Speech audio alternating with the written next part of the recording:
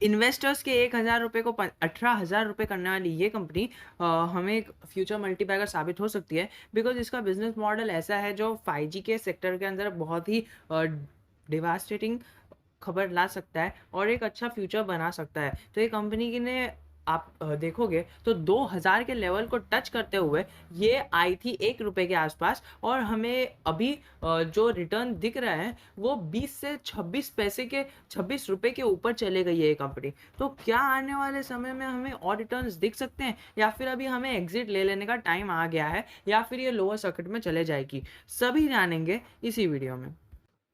1 day का return देखे तो 5% की तेजी, 5 डे का रिटर्न देखे तो 21% की तेजी, और 6 महीने का रिटर्न देखे तो 350% की तेजी, और 1 महीने में भाई साहब इसने बिना रुके, बिना थके और बिना झुके एक ही अपवर्ड मूवमेंट दिखाया है 160% का। तो क्या हमें इसके अंदर और अपवर्ड मूवमेंट एक्सपेक्ट करनी चाहिए? कई सारे इन्वेस्टर्स का सवाल है कि हमने 1 साल पहले पैसे लगाए थे इस जगह पर और हमें 15x फायदा हो चुका है, तो क्या हम अभी इस कंपनी से एग्जिट कर जाए या फिर हम क्या करें? हमें बताइए कि ऐसा ना हो कि हमें अपॉर्चुनिटी लॉस हो जाए। Opportunity loss is a loss which we bear without bearing any loss. इसका मतलब क्या होता है कि अभी हमारे पास प्राइस है 15 रुपये, फॉर एग्जाम्पल हमने 1 रुपये पे खरीदा था, उसकी प्राइस हो गई 15 रुपये, तो हमने सोचा कि आगे जाके लोअर सर्किट लग जाएगा, तो हमने बेच दिया स्टॉक को 15 रुपये पे, तो हमें 14 रुपये का फायदा हो गया ऑब्वियसली। तो अभी हमारे पास 15 रुपये है, पर अब हमने अगले महीने देखा तो ये कंपनी की वैल्यू हो गई थी 30 रुपये, तो अभी हमें 100% का मुनाफा जो होने वाला था वो हट गया, तो वो होता है हमारा अपॉर्चुनिटी लॉस। तो क्या हमें ये हो सकता है और क्या हम इससे बच सकते हैं, हमें प्लीज़ बताइए। तो जो सबसे पहली चीज़ मैं आपको कहना चाहूँगा ना, कि अगर आपने इसके अंदर 15x का फ़ायदा ले चुके हो तो कैपिटल सेव कर दो।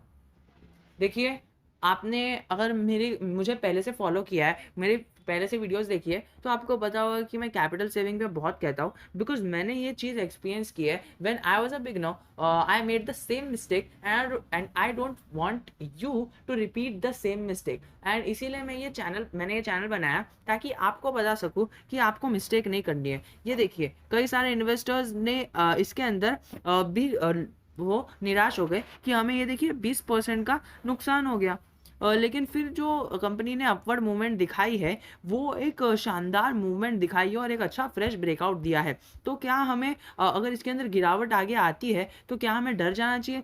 जी नहीं, बिल्कुल नहीं डरना चाहिए, बिकॉज ये देखिए, ये पीरियड में कंपनी ने अपवर्ड मूवमेंट दिखाया, फिर बाद में ये बहुत ही लॉन्ग टाइम के लिए नीचे चले गई, देन इसने अभी एक अच्छा सा ब्रेकआउट दिया और ये पूरे 1 साल के जो भड़ास थी ना, सारी एक ही बार में निकाल दी, एक ही महीने में पूरी भड़ास निकाल दी, और ये कितने टाइम रिटर्न दे दिया जो कंपनीज है ना एक एक डेकेड में नहीं दे सकती है, उतना रिटर्न इसने एक ही महीने में दे दिया, बिना रुके, बिना थके, बिना झुके 160% का रिटर्न दे दिया। तो क्या हमें आगे इस कंपनी में और निवेश रहना चाहिए कि हमें और ये बढ़ जाएगी, या फिर ये एक ही बार में लोअर सर्किट में आ जाएगी और हमारा जितना भी रिटर्न था वो सब हट जाएगा? वो हम जानेंगे इसी वीडियो में।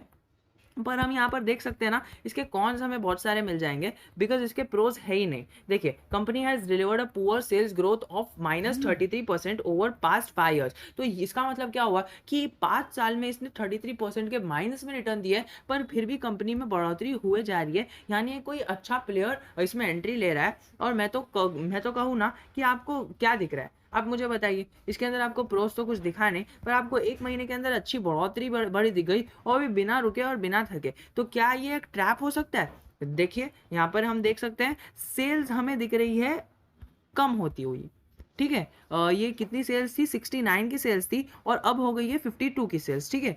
और हमें एक्सपेंसेस दिख रहे हैं, तो एक्सपेंसेस भी हमें कम होते हुए दिख रहे हैं, और operating profit year on year बढ़ गया है, पर क्वार्टर ऑन क्वार्टर बहुत ज़्यादा कम हो गया है। पर सब बात छोड़ो यार, हमें ना नेट प्रॉफिट देख लेते हैं। तो net profit quarter on quarter बहुत ही ज़्यादा गिर चुका है और ईयर ऑन ईयर बढ़ चुका है, तो हमें ये ईयर ऑन ईयर में एक पॉजिटिव साइन दिख रहा है, पर क्वार्टर ऑन क्वार्टर का क्या करें भैया? क्वार्टर ऑन क्वार्टर में तो गिर गया ना। और आगे हम सेल्स इसकी देख ले, प्रॉफिट एंड लॉस स्टेटमेंट में तो हमें यहाँ पर दिख रहा है कि यहाँ पर फिर से सेल्स उन्होंने अपना एक बैलेंस रखा है, एंड एक्सपेंसेस को भी उन्होंने कम कर दिया है। ऑपरेटिंग प्रॉफिट की बात करें तो ईयर ऑन ईयर और क्वार्टर ऑन क्वार्टर उन्होंने बढ़ा दिया है, और नेट प्रॉफिट भी इन्होंने एक अच्छा सा मेंटेन रखा है। जो इतने सालों से माइनस में आ रहा था वो हमें इतने टाइम के बाद प्लस में दिखा है और उसी का कारण है कि ये स्टॉक में अपवर्ड मूवमेंट जारी है। देखिए पहले से रिजल्ट आने के पहले से ही कुछ-कुछ खबरें बाहर आ ही जाती है। उसकी वजह से इसके अंदर एक अच्छी अपवर्ड मूवमेंट आई थी। फिर जब रिजल्ट आया ना तो पब्लिक की नज़र पड़ी रिजल्ट की वजह से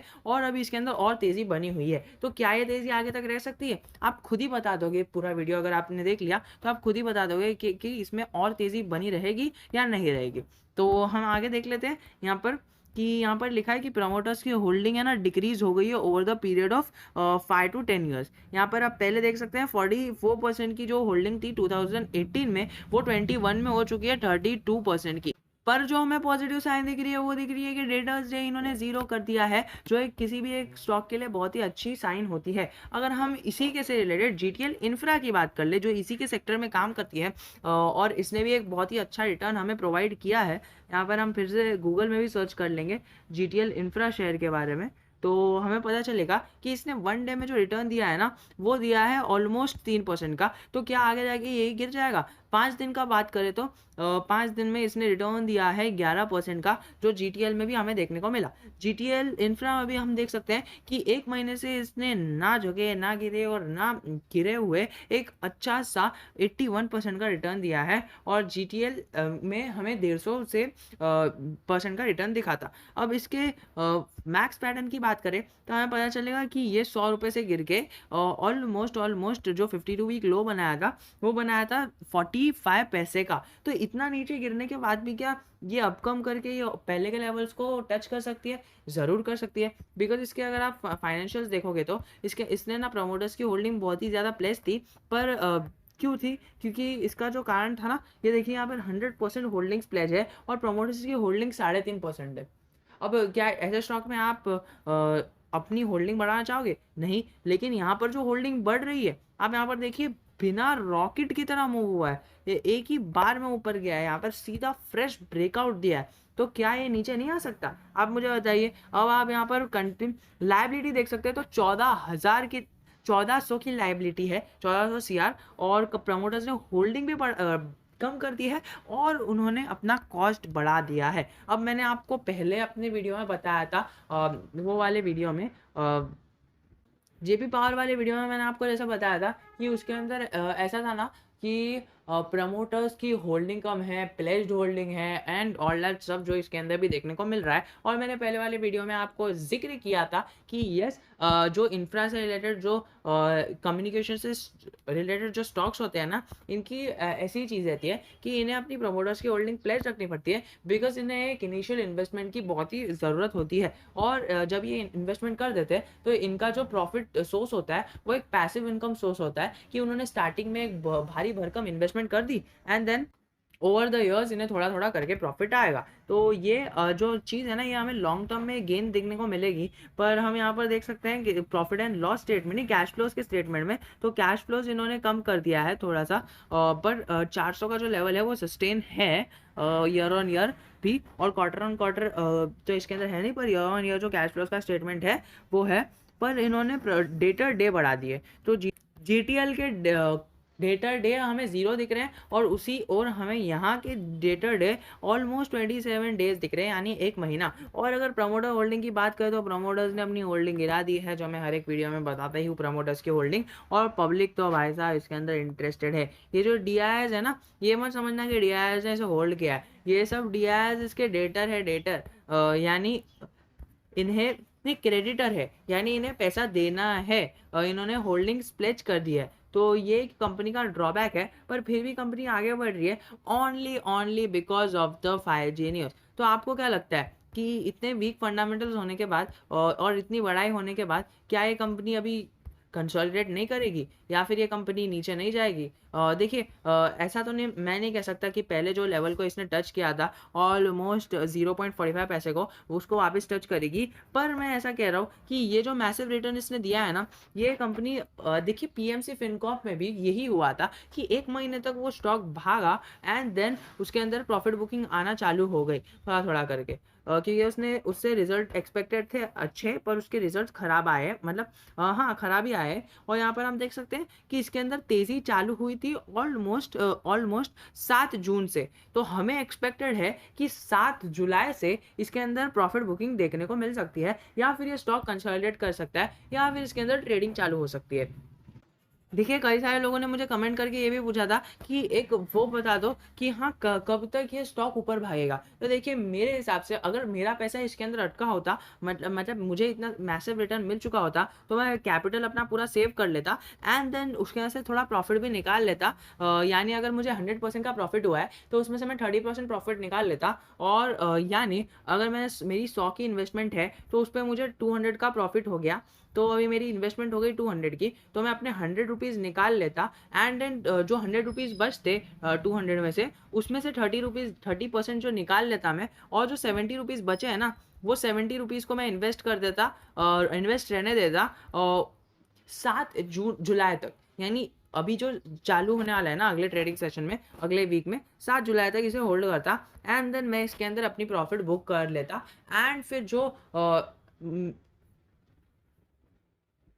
नेक्स्ट टाइम जब ये ऊपर जाना चालू होता, तब मैं एक अच्छी सी डिप पकड़ के उससे उसके अंदर इन्वेस्टमेंट बना लेता। तो देखिए, मैं जो पेनी स्टॉक्स होते हैं उसको मैं स्विंग ट्रेडिंग के लिए ही यूज़ करता हूँ। तो मैं अपनी इन्वेस्टमेंट का जो पोर्टफोलियो है वो मैं मेन पार्ट जो है ना वो लार्ज कैप स्टॉक्स को देता हूँ, और ऐसे स्टॉक्स को देता हूँ जो मुझे एक रेगुलर डिविडेंड इनकम के साथ अच्छा रिटर्न्स भी दे सके। तो ये पेनी स्टॉक्स को मैं स्विंग ट्रेड के लिए यूज़ करता हूँ एंड देन जो प्रॉफिट आता है वो मैं इसी के अंदर रख कर जो कैपिटल मैं निकाल देता हूँ वो दूसरे पेनी स्टॉक में डाल देता हूँ। तो अगर आपको ये स्ट्रैटेजी अच्छी लगी तो आप इसके अंदर अप्लाई कर सकते हो, और अगर आपको चाहिए तो मैं स्ट्रैटेजी को जो मैं इतने सालों से यूज़ कर रहा हूँ उसके प्रोज एंड कॉन्स आपको बता सकता हूँ। तो आज के लिए इतना ही। जय हिंद, जय भारत। और आपको पता चल गया होगा अभी तक वीडियो में, अगर आप अभी तक बने हुए हो तो आपको पता चल गया होगा कि इस स्टॉक को अभी होल्ड करना है या बाय करना है, जीटीएल और जीटीएल इंफ्रा को।